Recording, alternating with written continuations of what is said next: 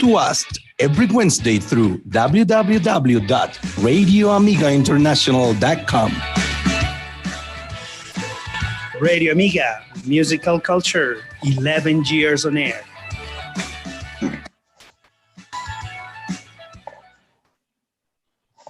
Hello, Clic on listeners, Clic on viewers, and hello everybody around the world. I think that we're really international right now. Now it's like all over the world, people listening and talking about Clic on Air. And welcome, because today is Wednesday, and today we have, as always, a nice guest to talk about a very interesting topic. And we're going to have fun, because that's what we do here. And we're also going to learn and practice our English in this case. But let's say hello to Nicolas for 1,000 times, because this is the obligation. Hey, man, how are you? Hello, This Luis. is a cold afternoon, right?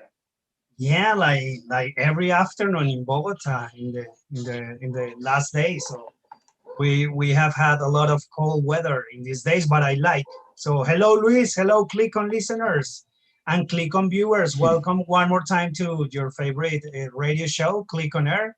Like every Wednesday, we are here to talk about an interesting topics, and we miss you last Wednesday, Luis. We talk about you a lot, and we miss you. What happened? Are you okay? Yes, I miss you too. And I watched, of course, I watched the show, and it was nice. But I wasn't feeling okay, so I decided not to be an obstacle for you, because I know that you can do this show alone, because this is your show. But here I am again, in a good shape, I think, and ready to have some fun. Yeah, that's true. Okay, we are. Well, that's nice that you are okay. So that's good. So welcome back. We missed your jokes the last show. So well, finally, finally I have a you are lot of here them. because we need you in this show. And well, like I said before, we are here to talk about an interesting topic, and also we have an excellent guest today to talk about. Today's topic is the academy. No, we are going to talk about the life in the academy, also her experience in teaching languages. And well, she is an expert in evaluation. So today, that's our main topic, evaluation, the different practicing the teachers have, and all maybe the other strategies we can apply in this important topic in learning, in education. So welcome, Clic on listeners. And and here we are, like Luis said before, with an excellent topic, Luis.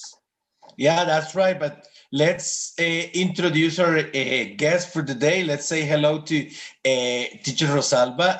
Hi, teacher. How are you? Can you tell us a little bit about yourself? What do you do? How's your life during this pandemic? Tell us everything. Hello, teacher. You got the microphone off. That happens all the time. Yes, you're right. Welcome to the club. The club of the So microphones off. I just forgot how to use this. Oh, We yeah. are learning. Hello, dear partners. Nice to see Hello. you again, at least by Zoom, but well, my name is Rosalba Morris. I am a teacher in Clic, Centro de Lenguas de la Universidad de la Gran Colombia. I've been working there for now is like 1 year and a half, something like that. How you feel? Very happy. Very happy, actually. Okay, excellent answer. And I'm being honest.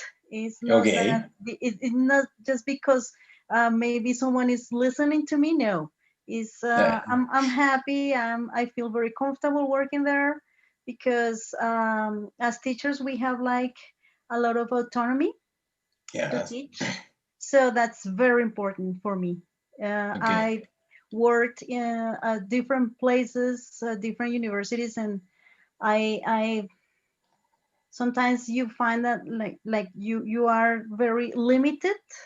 So you have like you feel like you are following a script. So, in I think at La Gran Colombia is different in that way. Yeah, You it's feel good like that you said it's good that you said that because Nicola is always listening and communicating things, so we have to be careful. and, That's not and true. We miss your dogs. I told good to you. know. Good to know. and he's the kind of teacher that likes to have a script, to be told what to do. He is that kind of teacher. Tell me what to do. I don't know how to teach. They're like, Please okay, tell me. what is my book? What do I have to do? Like all the time. Okay, teacher, but welcome. And today we're going to have an excellent conversation. You'll see that we have some fun around here. But let's, Nicolas, what is our hashtag for the day and our question for our Click On listeners? Remember to participate as every Wednesday. Yeah, Click On listeners. Remember today's topic is the evaluation and the different practicing in this topic. Please participate with the hashtag for today, which is Click On Evaluation. So please participate with this answering these questions. Please tell us which one has been the worst score you have ever had in your life in an evaluation, and tell us if do you think it's important the evaluation in the process of learning. So please participate with the hashtag Click On Evaluation. Answer these questions because they are very important in the process of learning, especially for teachers and students, of course, because we are evaluated all the time. So please participate and yes, Luis, that's the hashtag for today. That's right. Thank you. And it's time to click on music for the first time. And today we're going to listen to a song by a band that I know teacher Rosalba likes a lot. So Nicolas, what is the first what is the first song for the day? Well, let's click on music. It's My Life by Bon Jovi. The band Bon Jovi. Yes. Mr. Jumbo. Okay, welcome back. And that was It's My Life by Bon Jovi. I gotta say that is a very nice song and it's very popular. And I know Nicolas likes that song because I know he used to wear those jeans that are like tight jeans and ripped, and he used to have that crazy hair. But I want to listen from Teacher Rosalba. Why do you like this song so much and this band? I know that Nicolas has a similar voice like as Bon Jovi, but why do you like her? Yeah, the microphone. No problem. I like this song especially because this song is the year 2000, I guess, if I'm not wrong. So it's like when Bon Jovi have like a new air, like they were like in the 80s, in the 90s. Well, at the beginning of the 90s, there was a change. They changed their concept, and in the 2000 they did it again. So it was they started like flirting with pop. So it's interesting because they didn't forget rock, glam, but they were like making new sounds. So exploring new sounds, and I think they did it great. I mean, it was nice. Very nice. Okay, yeah. Okay, Nicola. Besides Bon Jovi's jeans and crazy hair, why do you like this song? Well, but you mistake. I'm not used to. I'm still in that style. I'm still wearing my tight jeans with my long hair. I'm trying. Oh, yes. I'm trying to go back to the 80s all the time. No, you need a little bit more frizz, in your hair. I know. It's because with the age, you get curlier, like. Okay. Well, you don't have that problem, but no, I'm okay. No, I like the song. It's pretty cool. I like Bon Jovi. I had the chance to see him alive, and it's an incredible artist. And the song is pretty the message is pretty clear. No, it's something that sometimes you need to take your own decisions, no? And it's part of your life, and they have to respect that, no? That your family, your friends, and in this case the critics, no, in music, no, they have to respect the artists when they switch a little bit, no, like it's the same example with Bumburi, Enrique Bumburi, no, he switched to pop, but he was a rocker before. But well, it's his life, no, and it's part of the art. But Okay, yes. and nice, Nicola. Thank you for explaining the song. It wasn't really necessary, but thank you for that. Okay, and now, as we promised at the beginning of the show, we're going to have an excellent conversation and interview with teacher Rosalba, and we're going to start with the first part of that interview, right, Nicholas? Do you want to do me the honor and start this interview? Yes, of course. Thank All you. right. Okay. All right. The first question we have for you, it's like, how has been the experience of teaching languages, teacher Rosalba? How has that be? How has been that experience in your life? Well, the first thing I have to do is that I love teaching. That's, I don't know, teaching is my life. So I love teaching. Remember a song? It's something, yeah, it's something very special for me. For me, teaching is not a job. It's like something I do. Although, well, sometimes you feel like, in I guess it's that happens to all teachers, that sometimes you feel like a little tired, or you don't feel like enough motivation. But there, for example, when you go to class, and sometimes that day something happened to you that day, and you feel like you're not motivated, or you are tired, or maybe you are angry because something happened to you before the class.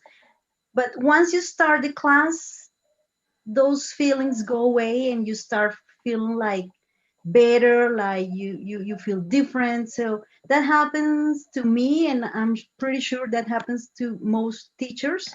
And for me, it's very special. Teaching is something that I do, and as I told you, it's not a job for me. It's an activity that I enjoy.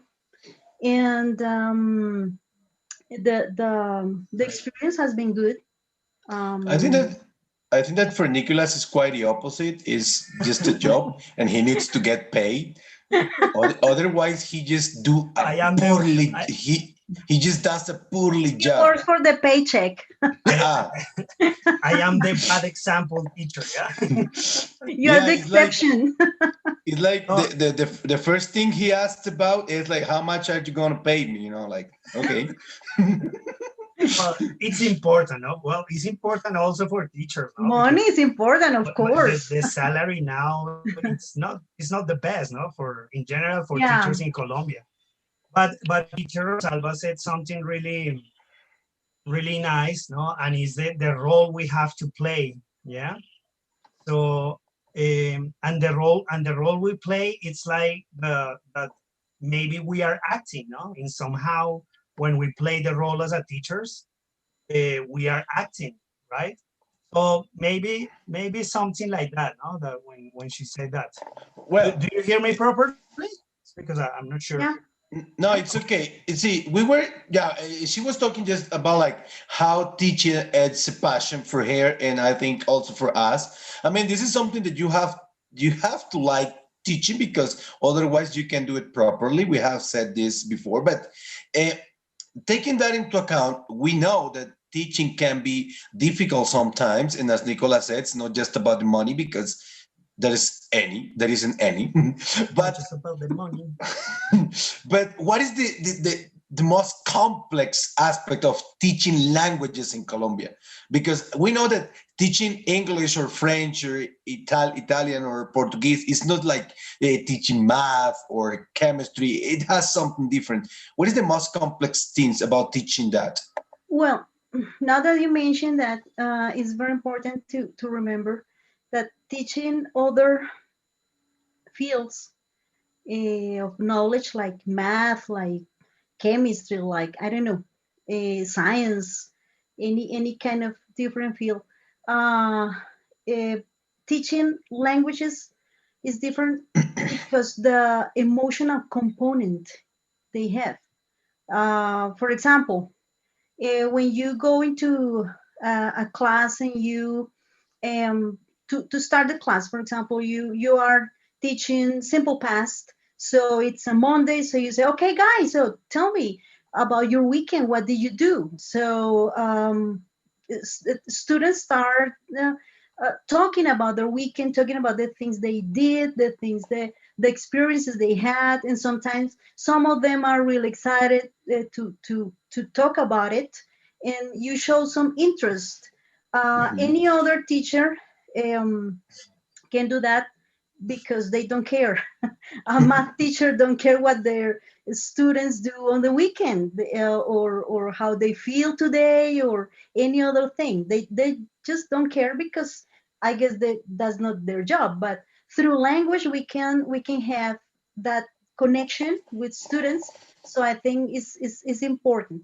And about your question, the most difficult thing about teaching languages in Colombia, for me, is motivation. Motivation. Yeah, that's true. Because I don't believe, I really, and I have to confess that I don't believe in extrinsic motivation. I think that motivation has to come from you. I mean, it has to be uh, a part of you.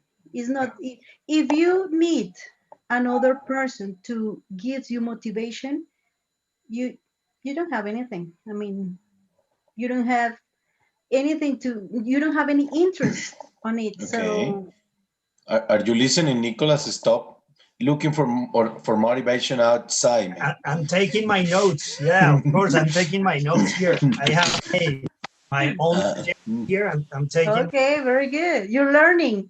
I'm learning. Yeah, I'm learning. you see, And it's Teacher Rosalba is always teaching, man. Like giving knowledge. I'm Well, a and teacher from the heart. yeah. Well, and when you talk about motivation, that for you is like something very difficult to get, and you say like it has to be intrinsic. But we as teachers, or as I don't know, as a system, as a country, Mm. what should we improve in order to get, I don't know, people like fall in love with languages, or with the study of languages, because this is beautiful.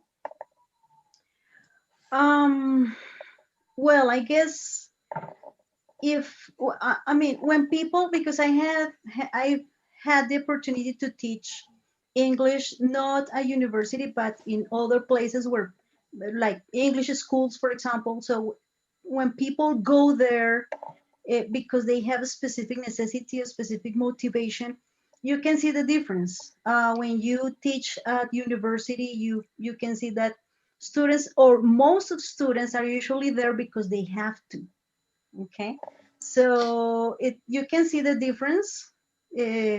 And the system we have in the school in Colombia, we don't have motivation. It's like an obligation. It's like we say, or we tell kids or children, you have to study, you have to become a professional, you have to, or you must. Okay, but there is no like um, uh, the way that we talk to students is not like we persuade them, but is we motivate them, but we let them know that it is an obligation and that's it. So I think it's a problem, and it's something that stops their processes. Okay. yeah, Okay. it's something very important. No, what teacher Rosalba said before about the process of teaching languages, because it's totally different from other process, no? From other types of learning. Yeah. So in this case, the teaching of languages it's because it's how the person relates to the environment, and that's true. No, how we get an approach to the language. No, in terms of routines or experiences in life. No, it's totally different. So, but according to that, So how did you fall in love with English? How did you get involved in the English language and in the languages in general? Well, I think I fell in love Listening to Bon Jovi? with English, exactly. Don't laugh, it's true. Yeah. Oh my God. When I was a teenager in the 80s, a long time ago, I started listening to music in Luis, English. Luis was 30 or 35 in the 80s. Don't worry. Yeah. You see, something He's out of similar. age. Something similar happened to Nicola, but with Bastric Boys. Ah, okay. I see. Well, it's all right. Sorry, teacher. Sorry, teacher. No, sorry, Continue. continue. It's a You were good band. saying. It's a good band. Okay. Okay, yeah, actually that's I mean, when I was in school, I liked all these subjects related to humanities, like English, Spanish, all these kind of things. I really didn't like math or nothing related to numbers or those kind of things. I really hated. Uh, and then when I started listening to music in English, um, yeah, I liked English and because I like the music. So that's why sometimes I tell my students one of the most or the easiest way to learn a language is through music. It's fun, it's easy, you can learn a lot of things, you can learn vocabulary, you can learn pronunciation, you can practice your listening. So it's an easy way and a funny way to learn something. So actually I think that I fell in love with John Bon Jovi because he has been my platonic love all my life, and I fell in love with English at the same time. Nice. Thanks to Bon Jovi, we have an excellent teacher Yeah. nowadays. You see? And But thanks is to it? But thanks is to it? yeah, It's, continue. oh, it's because it's strange because it's something that she liked. In this case, a band, and she got involved with the language because of that taste. And Yes. and is maybe in that way we can get an approach to the students. No, what do you like? Well, maybe they don't like rock because they have a different generation, but they They probably have like video. English. They like English reggaeton as you Yeah, like but and well, sing. Unfortunately, there's nothing you can teach through reggaeton. Oh Nothing. my Exactly. Yeah. goodness. Yeah. That's a problem because it's a music that is not possible to use. Yeah, No? but this story Only is for like slangs and maybe his slangs or history always repeats itself. You know, like teacher Rosalba with Bon Jovi, Nicolas with NSYNC, me with Diomedes. But it's like you like a singer and then you continue with that music. so Okay. you learn English because of Diomedes, Lucho? No, but I learned to love music and then I found the rock because Diomedes is my rock star. Okay. Okay. I was going to tell you that we're going to move on a little bit to talk about evaluation. And before going to our second musical break, I want to ask you this question to think about, and you can answer after the break. What do you think about the traditional ways of evaluation in Colombia? Think about that question, teacher. But first, we're going to click on music for the second time. Nicolas, what is our second song? Yeah, let's click on music one more time with the song You Give Love a Bad Name by Bon Jovi. One more time. Welcome back, Clic listeners. And that was You Give Love a Bad Name by Bon Jovi again. We have stipulated that is teacher's Rosalba's favorite band. But what is special about this song, teacher? What is special about this song in Colombia is I think that this was like the first song that made Bon Jovi popular here, or people get to know him. This song was in 1986, I guess. 86, 87. I don't remember well. The year I was born. Nice. Ah, yeah, of course. Yeah. I was What a born in coincidence. 86. 1977, you said, teacher? No. I was born in 1986. Respect.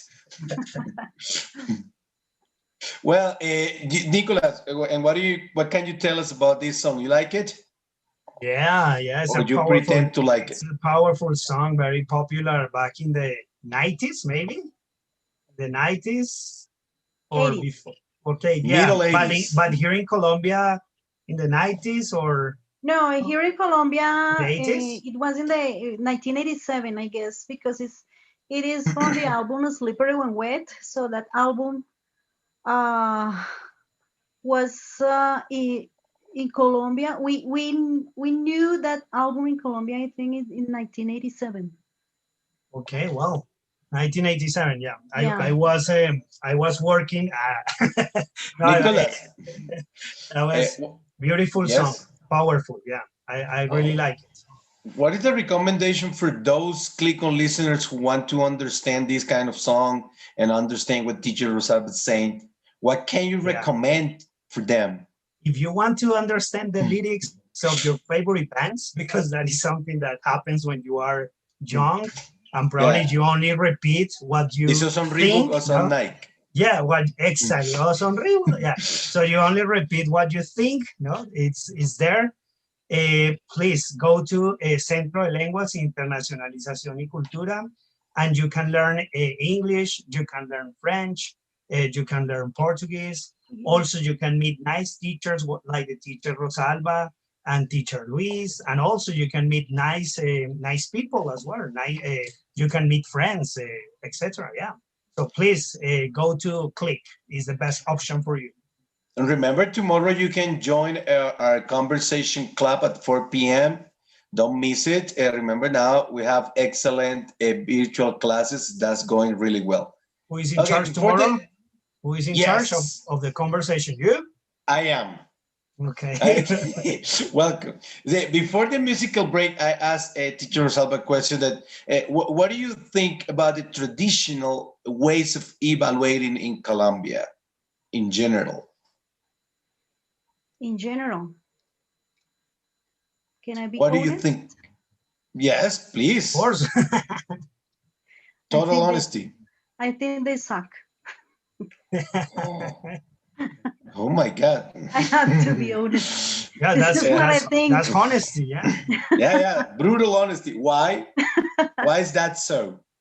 Because I think that in our system, and I'm not talking about the university we work for or the other universities or the schools we have studied. No, I'm talking about the whole system, the whole educational system in Colombia. So I think that they have tried to show evaluation as a punishment, and that's the problem. For me, that's the problem, that everybody sees evaluation as a punishment, and it's something that I think is absurd, because evaluation must be part of learning processes. Okay, that's right.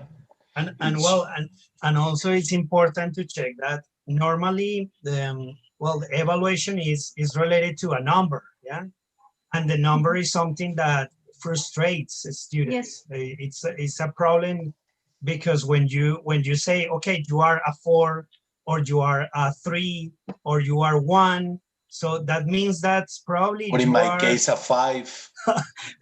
Luis case you are 3.1. Average. Okay. You are so average. That is the bad thing about numbers, right?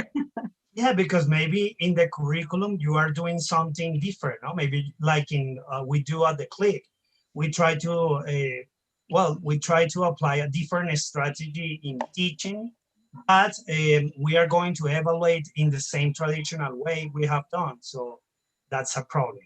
That's a problem, and that's the next question. So if it's possible to, or if it's possible to think the evaluation outside the curriculum. Is that possible? Well, the thing is that what what I have been able to see through all these years of experience is that there is a big mistake that usually not only teachers but institutions and the whole system um, are making is like we tend to uh, confuse or these two terms they get confused by people, and it is like evaluation and grading, and they are two completely different things. And this is something that I usually explain to my students. I say, don't confuse evaluation and grading because they are different. I usually evaluate all the time. In my classes, I'm evaluating all the time, or most of the time I'm evaluating, but I'm not grading. I grade only when I have to, but it's different. And it's difficult for students to make the Exactly. difference. It's difficult And for because them they only care about the number. I about say, the number. That's right. Rosalba, you are very good in your speaking and you have fluency and your pronunciation is very good. Yes, teacher, but tell me my score. So at Yes. the end, it's like, okay, all right, you are 5. Hi, thank you, teacher. Like Yes. that's so Mhm. that's a problem. Maybe it's part of the culture. Yeah. Well, Maybe it's the parents. I part don't of know. the system. It's part of the system as Part well. of the system. Yeah. Well, well, the other day I was reading an article talking about the way we evaluate, and this talks about the evaluation system in the United Kingdom, and they say that sometimes students are overexposed to evaluation. They make a little fun saying that sometimes when they want to get the children to the nursery school, like they are 2 or 3 years old, and the 2 or 3 years old kids have to do an interview. You see, and they interview the kids like an evaluation, and they were making fun of that. And at the end, the conclusion is that evaluation is very much focused on students repeating memoristic facts and don't evaluate creativity. And that is my question. If we could change anything about the way we evaluate right now, what would you change? Wow. Nice introduction. Yeah. I read. I would change everything. Oh my God. Also, Nicolas, everything. No, no, the No. teachers. No, the We have teachers. different perspectives. Probably, Okay. yeah. But let's please, you're first, teacher Rosalba. Yeah, maybe we can have different perspectives. No, but I think that not only evaluation, but the educational system in Colombia needs restructuring, a completely restructuring in A makeover. yeah, extreme makeover. So in all aspects, so it's necessary. The thing is that it depends on the government, and well, I don't want to talk about our government at this moment, but uh, but I think it's not, at this moment it's difficult to do that because I think they don't care much about it. But Well, okay, I can make a question about that. So, what positive, what positive things maybe you can find in the things that we have now in the system, yeah, in the educational system? Is there anything positive that maybe you can see because of your experience? Well, Or positive things is like the teachers. I mean, like the teachers' jobs. They do. I mean, if a real teacher, I'm talking about a commitment, when there is this commitment to the job as a no, teacher, no, like it's very Luis. positive. Sorry. No, like Luis. No, I yeah, don't know. like Teacher Luis has never taught me anything, so I don't know. no, no. I am a great teacher. yeah, I'm I'm pretty sure joking. you are. I'm pretty sure you are. No, no, no. I'm Both just of kidding. you. I know that I am and he is a passionate, no? He shows a lot of passion for his job. no, I know that I am a 3 teacher, not a 5. I'm a 3, but I do my best all the time. Okay, teacher, there is a concept in evaluation that they use a lot, and is formative assessment or formative evaluation. What can you tell us about that? How can we put that into progress, or make that work, the formative evaluation? Well, the formative evaluation is a term that is very interesting because it's I have read a lot about it because this is the topic of my thesis. I think and I discovered that doing my thesis, and I think it's very nice because it recognizes that evaluation is part of the process of learning. It's not like, as I said, a punishment at the end of the process. Is like you did it well, so you have a prize, or you passed the course. You did it wrong, so you cannot pass the course. So it's like a punishment. No, it's formative evaluation involves a lot of observation. Um, and it involves a lot of commitment between the teacher and the students, because it's a process like this process involves 2 parts: the teacher and the students. The teacher cannot work alone, students cannot work alone. So it's like a commitment in between the 2 parts. And the process of observation is very important. It's like when you are teaching and you are in the process in the class, you are observing how your students develop their abilities. And during the process, you can tell students how to do it better. And this is very important. It's not at the end. It's like when you wait for the course to finish, to tell a student, okay, you did it wrong in this and this and this, it's too late, because there's no time to do it better, to improve, maybe for the next course. But what about the last course? If it is the last course, what can you do? Nothing. There's nothing to do about it, because it's too late. Yeah, you're screwed.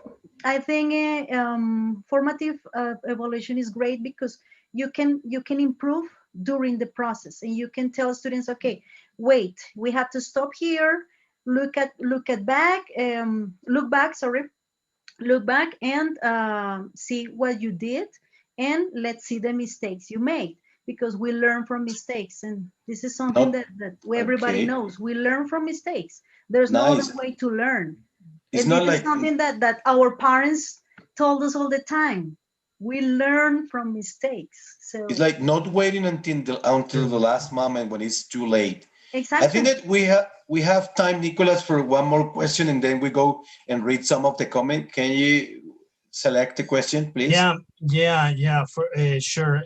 Well, I have this question because in languages, the things that we normally evaluate is the grammar skills. No, in languages is easier to evaluate these skills more than the others. Yeah. Mm-hmm. So, and that's traditional now. No, in the English teachers, no, we always evaluate grammar, and okay, this is a spelling mistake, or this is a collocation, etc. So we are happy doing that.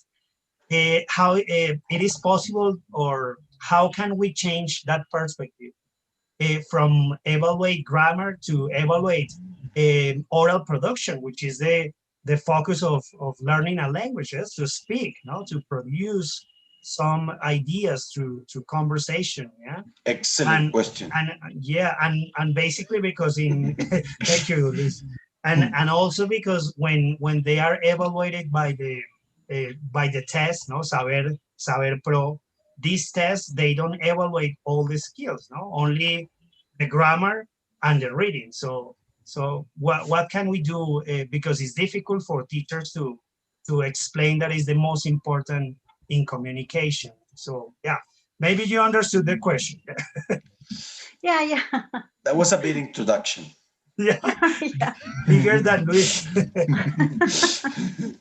Well, I think that when you are teaching or learning a language, it's not possible to separate things, like separate grammar from speaking, from listening, from pronunciation. I think it's a whole. So, of course, we need to learn grammar because grammar is like the structure of the words. I usually tell my students, imagine a wall. Imagine a wall. What are the components of a wall? We have bricks and we have, like, I don't know how to say cemento. I forgot. Cement. Cement. Concrete or Cement. concrete. Concrete. Okay, so we have the bricks and the concrete. Okay, you need both. So bricks are like the vocabulary, the words, and concrete is like the grammar. You need both to build ideas, to build sentences. Otherwise, you will have a terrible wall. So it's going to fall down, and this is what happens when the other person doesn't understand what you're saying. Okay, so it's necessary. Grammar is necessary. I'm not the kind of person who thinks no, grammar is not necessary. You can learn by speaking and speaking. No, I believe grammar, it is necessary to learn a language in an appropriate form and appropriate way. But we need to put like those things together, like teach grammar at the same time that we teach vocabulary, at the same time that we teach speaking, because if you don't have good grammar, you won't be able to express your ideas by orally or through writing. And there is something that I find interesting, for example, in the Centro de Lenguas, and it's the final test the students have to take. And I like it because, for example, the structure of the exam or the test is not like organize the sentences in the correct order or complete with the verbs in the past form. No, they have to write a story, or they have to write a paragraph. So when you read that paragraph, you realize that your students learned or your students didn't learn anything. Well, thank you. It's a compliment for Luis because he actually designed the exam, and yes, of course, it's something that we try to do from there. You do Because at the end we want to integrate all the skills, because like teacher Rosalba said, it's everything, yeah, integrated. But yeah, normally we evaluate, or we feel more comfortable evaluating grammar, no, as a teacher sometimes. Well, It's easier. It's easier. Here we have some comments, and unfortunately yes, we don't have much time, but I'm gonna ask you this question by Daniel Rodriguez. Hello, teacher Daniel. It says, teacher Rosalba, did you want to be a teacher when you were younger? When I was younger, Yeah, when you were young, do you want to be a teacher all your life? no, Or it was an Not really. acquired taste? It was an acquired taste. No, not really. I started I realized I wanted to be a teacher when I started studying my degree, Lenguas Modernas. Yeah. Okay. You have another one? Okay. Yeah, continue. Go. It says, what will happen if we take out the evaluation from teaching? I think that's not possible. Impossible? Because you need, as a learner, you need to know how you are doing it. So you need the feedback. Evaluate the feedback, we need to evaluate. Grade me, like Lisa sings. Grade me. But it's sorry, continue. No, it's a Linda Maya. Hello, Linda. This is your always. It says, do you think that being forced to follow the common European framework limits our grading processes? Good question. It's a good question. For another show. That's the reference we have, and that's the only reference we know. In Colombia or in Latin America, we don't have any other reference. So this is our guide.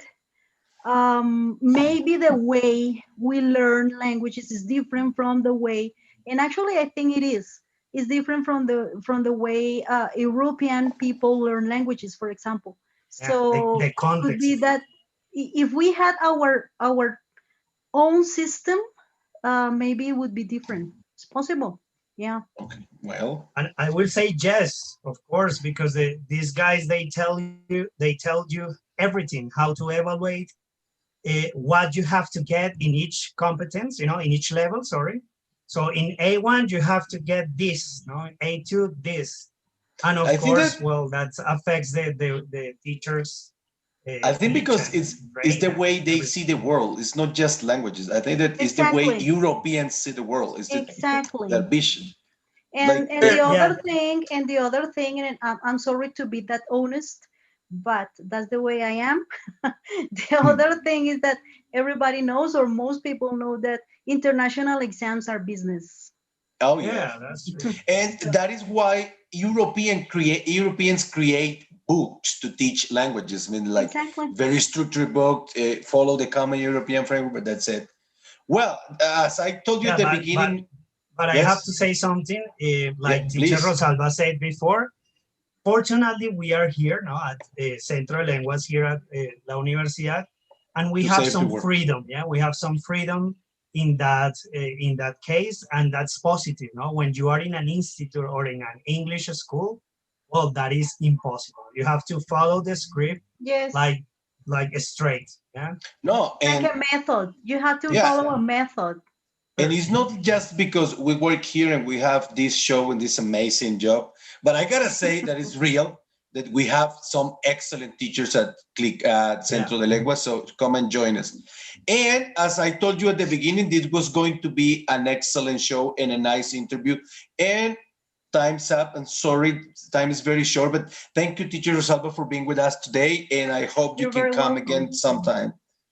And thank you, Clic On listeners, for being on the other side, listening to us every Wednesday. And thank you, Nicolas, once again. Thank you, Clic On listeners, Clic On viewers, Teacher Rosalba. Thank you, Diego Armando Maradona, for all your football. Thank you, Diego, wherever you are. Yes. Grande thank Diego. You for having me, guys. Thank you, teacher. Thank you. Bye. Rest in peace, Diego Maradona. And thank you, teacher, again. Happy to have you here, and you probably will come again soon. Yeah. Oh, thank you. Bye-bye. Thank you. Bye. See you. Bye-bye. Clic On listeners. Bye. Clic On